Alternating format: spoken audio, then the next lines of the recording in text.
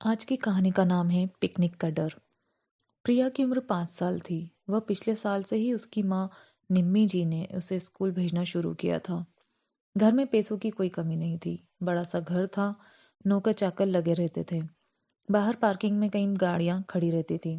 प्रिया का जिस गाड़ी में आने जाने का मन करता, ड्राइवर वही गाड़ी लाकर उसके सामने खड़ी कर देता था। एक दिन प्रिया स्कूल से आई और बोली, मम्मी मैं कल से स्कूल नहीं जाऊंगी। निम्मी जी ने उसे आश्चर्य से देखा। क्या बात है बेटी, किसी ने कुछ कहा स्कूल में या किसी से लड़ाई हो गई? प्रिया ने मुंह बनाते हुए कहा, वहाँ सब मुझे चिढ़ाते हैं। वे मेरी बड़ी गाड़ी देखकर चिढ़ाते हैं, चिढ़ते हैं। मेरी क्लास में ही मैं ही अकेली गाड़ी से जाती हूँ, बाकी सब स्कूल बस या पैदल जाते हैं। निम्मी जी ने कहा, लेकिन बेटी इसमें चिढ़ने की क्या बात है? निम्मी जी ने कहा, लेकिन बेटी इसमें चिढ़ने की क्या बात है? कुछ दिन बाद में सब चुप हो जाएंगे। औरों की बातों पर इतना ध्यान मत दिया करो। प्रिया बोली, मैं कल से बस में स्कूल जाऊंगी।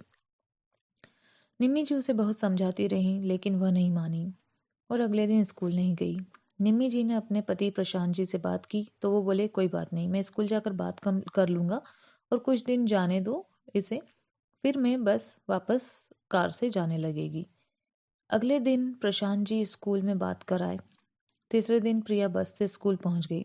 आज उसे किसी ने नहीं चिढ़ाया था। प्रिया बहुत खुश थी। अब वह हर दिन बस से स्कूल जाने लगी। प्रिया की दोस्ती धीरे धीरे होने लगी। उसके दोस्तों का एक ग्रुप बन गया था। एक दिन स्कूल की ओर से सभी को पिकनिक पर जाने के लिए कहा गया। प्रिया ने अपने घर आके बताया। निम्मी जी ने कहा, बेटा तुम बहुत छोटी हो, अपना ध्यान कैसे रखोगी? इस साल रहने दो, अगले साल चली जाना। प्रिया यह सुनकर गुस्सा हो गई। आपको पता है मेरे सारे दोस्त जा रहे हैं, आप ही ज्यादा डरते हो। निम्मी जी बहुत देर तक उसे समझाती रहीं, लेकिन जब वह नहीं मानी तो उसे पिकनिक पर भेजने को मजबूर हो गई। वह तैयार हो गई।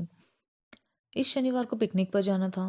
निम्मी जी ने सारी तैयारी कर दी। बिस्किट, नमकीन, पेस्ट्री सब कुछ उसके बैग में रख दिए थे, साथ ही जूस और पानी की बोतल भी। सभी समय पर बच्चे पिकनिक के लिए रवाना हुए। शहर से दूर एक हिल स्टेशन पर सभी बच्चे पहुंच गए। प्रिया की क्लास टीचर ने कहा, सब बच्चे अपने ग्रुप के साथ इसी मैदान में खेलना और इधर उधर मत चले जाना। कोई परेशानी हो तो मुझे बता देना। बच्चे खेलने में लग गए। सभी टीचर एक जगह बैठकर उन्हें देख रही थी। साथ ही खुद कुछ टीचर भी पिकनिक का आनंद ले रही थी। प्रिया को बहुत मजा आ रहा था। वह पहली बार अपने दोस्तों के साथ बाहर आई थी। वह बड़बड़ाने लगी, मम्मी तो बेकार में ही डरती हैं। कुछ देर बाद सभी बच्चे थक गए और खाना खाने बैठ गए। प्रिया को भी जोर से भूख लग रही थी। तभी उसे याद आया कि मैं तो अपना बैग बस में ही भूल आई हूँ। अब क्या होगा? टीचर को बोलूंगी तो गुस्सा करेंगी। ऐसा करती हूँ, खुद ही अपना बैग ले आती हूँ। वह टीचर की नजरों से बचकर बस की ओर चल दी। कुछ देर बाद शाम होने को थी। वापस जाने का समय हो गया था। सभी बच्चों को बस में बिठाने से पहले उनकी गिनती शुरू हुई, लेकिन एक बच्चा गिनती में कम पाया गया। फिर नाम से सबकी गिनती शुरू हुई तो पता लगा कि प्रिया उनमें नहीं थी। यह देखकर सभी टीचर्स के हाथ पांव फूल गए। उसके ग्रुप के बच्चों से पूछा तो वे बोले, मैडम खाना खाने से पहले तो प्रिया उनके साथ थी, उसके बाद नहीं थी। सभी बच्चों को बस में बिठाकर टीचर प्रिया को ढूंढने लगे। इधर उधर बहुत तलाश किया, लेकिन प्रिया का कहीं पता नहीं था। शाम गहराती जा रही थी। कुछ ही देर में अंधेरा होने वाला था। कुछ देर बाद उन्हें गांव के लोग जाते हुए दिखे। वे किसान थे और अपने खेतों से काम कर कर घर वापस लौट रहे थे।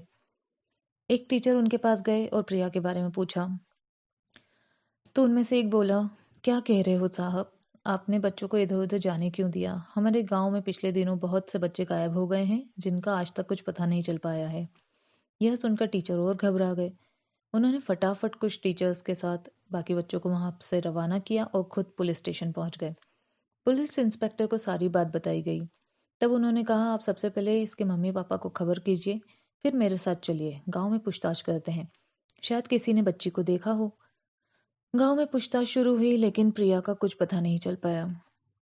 कुछ देर बाद निम्मी जी और प्रशांत जी भी वहां पहुंच गए। निम्मी जी का तो रो रो कर बुरा हाल था। प्रशांत जी पुलिस इंस्पेक्टर से बात कर रहे थे। पूछताछ करते करते जब बात गांव तक फैली तो एक किसान जिसका नाम हरिया था, वह सामने आया और बोला, साहब मैंने कलुआ को कंबल में किसी को छुपा कर ले जाते हुए देखा था। मैंने उससे पूछा तो बोला, मेरी बेटी है, इसे तेज बुखार है, शहर ले जा रहा हूँ। मैंने उसे पुरानी हवेली की ओर जाते देखा था। उस समय तो मुझे कुछ याद नहीं आया, लेकिन कुछ समय बाद मुझे याद आया कि कलवा की तो कोई बेटी ही नहीं है। गांव वालों के साथ पुलिस टीम निम्मी जी और प्रशांत जी को लेकर पुरानी हवेली पहुंच गई। काफी देर ढूंढने के बाद एक बंद कमरे में किसी के रोने की आवाज आ रही थी। कमरे का दरवाजा खोला गया तो अंदर प्रिया सामने रस्सी से बंधी हुई थी। पास ही दो और बच्चे बंधे हुए थे। इन सबको कलवा अगले दिन भिखारी गैंग को बेचने वाला था। प्रिया को छुड़ाकर उसके माता पिता को सौंप दिया गया। पुलिस इंस्पेक्टर ने सभी गांव वालों को छिपने के लिए कहा, जिससे कलवा को पकड़ा जा सके। सभी हवेली में छिप गए। कुछ देर बाद कलवा खाना लेकर आया। पुलिस इंस्पेक्टर ने उसे धर दबोचा। बाकी दोनों बच्चे उसी गांव के थे। उन्हें उनके माँ बाप के पास पहुंचा दिया गया।